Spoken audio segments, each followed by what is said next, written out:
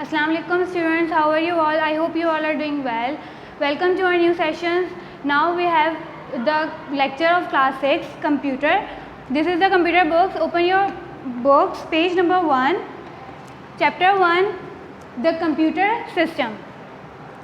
Computers are available in different sizes and types. We have learned in the previous classes that we have the generations, first generation computer, second generation computer, third generation computer, fourth and fifth, in which we have some characteristics like first generations have vacuum tubes and second generation have transistors, third generation have integrated circuit and fourth generation consists of the microchips and it customized into personal computers, and fifth similar is to fourth. But in this chapter, we will discuss the classification of computers not on basis of their sizes. We will also discuss some not so common input and output devices, which is barcode readers, magnetic ink characters readers, braille printers and etc.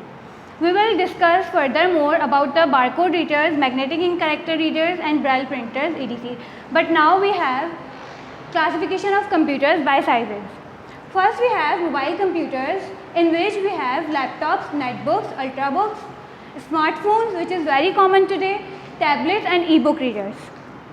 Mobile computers are the smallest computers designed to carry around by the users, means the users can carry the smartphone, mobile phone with him or herself for make technology faster, like we can call or message someone at the same time to another person. Laptops, ultrabooks, netbooks, tablets, e-books readers, smartphones, personal data assistants, PDAs are portable media players, PMPs, all are mobile computers. Personal data assistants, we all know about the laptops, ultrabooks and netbooks is also similar with the laptop and use the same software as we use in the laptops, like we use the same operating system in it, like Microsoft, Linux and furthermore operating system we have. E-book readers is used to read the books over the internet. Smartphones has many features. We can't think about it, like we can call at the real time to the other person, we can message at the real time, we can do the video calling, like I am performing the lecture over the camera using the smartphone. So we are using the mobile computers, and it is classified into very small in sizes. Laptops are very portable version of desktop PCs, whereas notebooks are smaller than laptops and usually do not have DVD drives. Both laptops and netbooks are capable of running the same software. As I said before that laptops are the very portable devices. We can carry laptops to ourselves, like if you want to move our laptop, so we can easily move anytime and anywhere. But PCs have some issue that we can't move very fastly, like we can move laptops with us. Netbooks and laptops, the difference between laptops and netbooks is that netbooks does not consist of DVD drives, but laptops consist of the DVD drivers. Like in laptops we insert the CD-ROM. CD, we all know about the compact disc CD, in which we have the movies to play and we can store our data, our documents in it. But netbooks doesn't have this feature. It is just for the using the net and use the same features as in the laptops. However, netbooks primarily focus on the internet access. As I said that netbooks is totally focused on the net over the wireless connection, which is we call Wi-Fi. And ultrabook is another category of laptops that is similar and lighter but built to offer the same performance as a laptop. Ultrabooks is a kind of the laptop. It is used by the iPhone.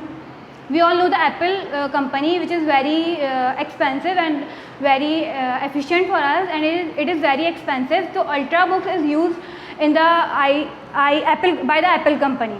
Like we have the MacBooks, ultrabooks. So this is called the ultrabooks. and it also has the same procedure as in the laptop. It is very slimmer and thinner and very light in weight. We can easily hand it, and we can move anywhere where we want.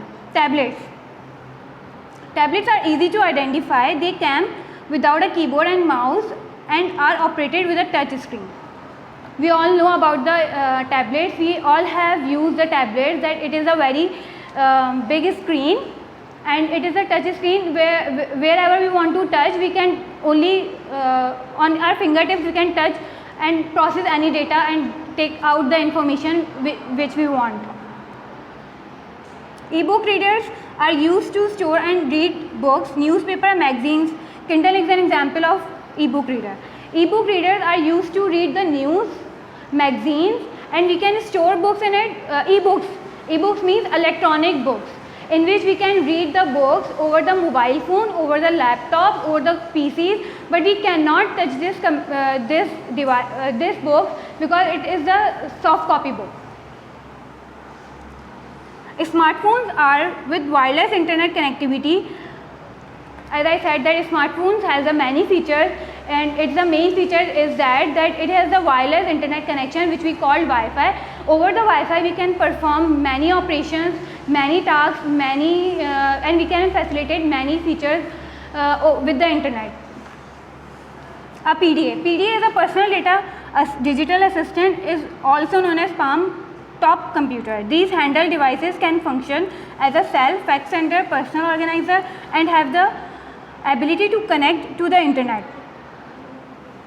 PDA is a personal digital assistant in which we store our data for ourselves, and we manage the data for ourselves, because it's a personal and no one can interrupt it until we want and we give the access to the other person.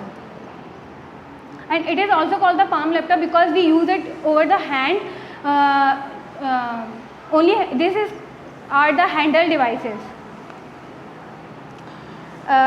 It is also functional as a cell phone. Fax sender. Fax sender means we are sending the data over the machines.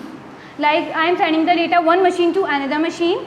Personal organization means I am organizing my data personally. Means I am the responsible of my data, and have the ability to connect the internet. And these devices have also the ability to connect the internet.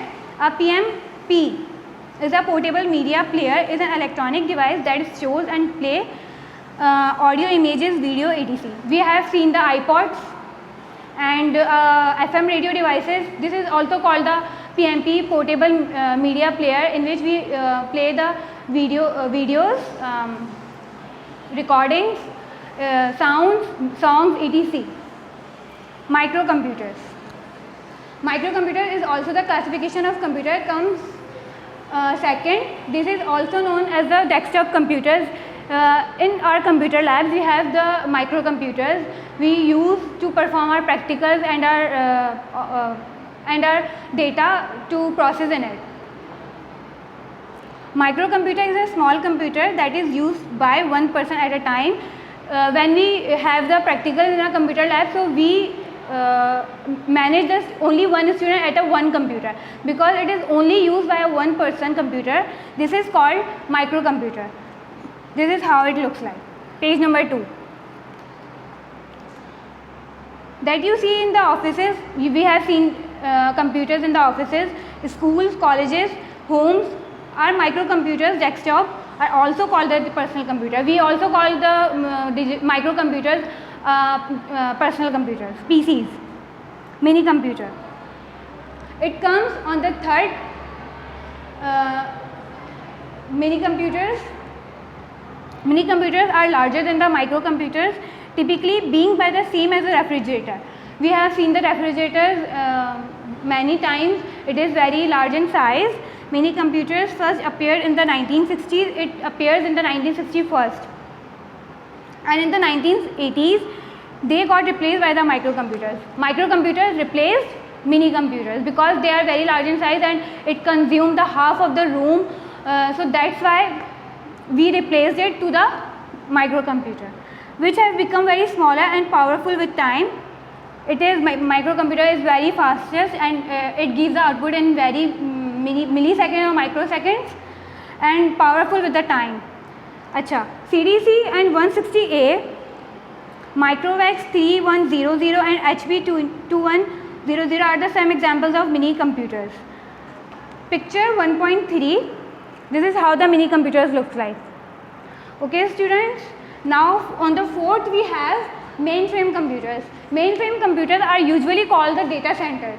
We use the data centers. It is a very large in size. It consumes the whole room. And where is the mainframe computer placed?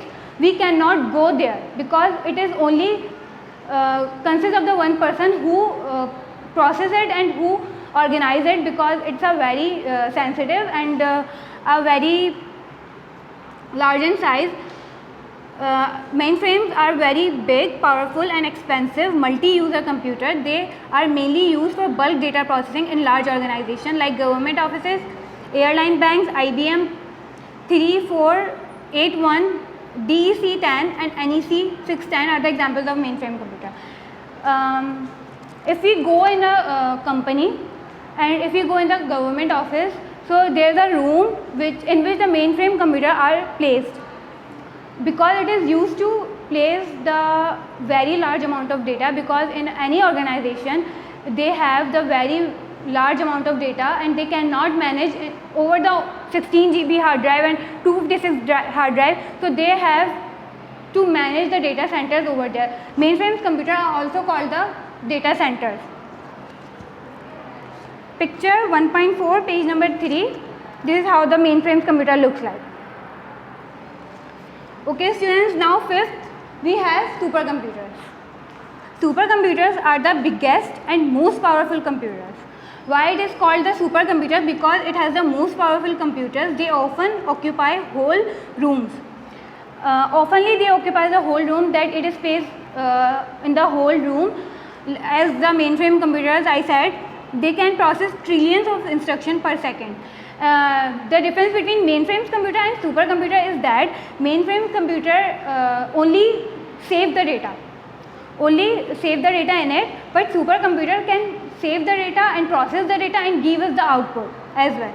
Government organization and large industry use them for work that requires a lot of numeric calculation. As I said that we give the input in it and it processes the instruction we have given and it give us the output.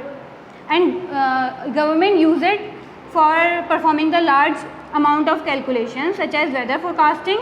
Weather forecasting means that we guessing the weather over there using the supercomputers. IBM, Sequoia and Fujitsu K computer are the some examples of supercomputers. Picture 1.5, this is how supercomputers look like. Whatever be the size, a computer system consists of two main components. Whatever the size of the computer, whatever it is in large room, or it is in the table, or we have in the hand. But it only consists of the two main components, which is called hardware and software. Let us discuss each of this separately. Hardware. The physical component of a computer system that we can see and touch are called hardware. Input and output devices, storage devices and the central processing unit are the examples of hardware. Means we can touch the hardware and we can feel the hardware. We have the physical hardware input and output devices such as mouse, keyboard, printers, monitors, speaker, joysticks and much more. Central processing unit, storage devices like RAM, ROM, microchip, memory card, USB, flash drivers, compact discs, USB are the examples of hardware. Hardware because we can touch it, we can see with our eyes and we can feel it that we are holding some device. Let us learn about some input and output devices that are mainly for commercial purpose. Commercial purpose means that we not only use in home, in schools, but it is also used in malls and in companies and in any organization. Input device. Input devices accept input from the user and convert it into a form that the computer can understand supermarkets, bank, etc. Use specialized input devices to collect large amount of data rapidly. Such devices include barcode readers, magnetic ink character readers, optical readers, and card readers. Barcode readers, magnetic character readers, card readers, optical character readers. Okay class, we have barcode reader first. You may have seen the barcodes over a simple wrapper of chips.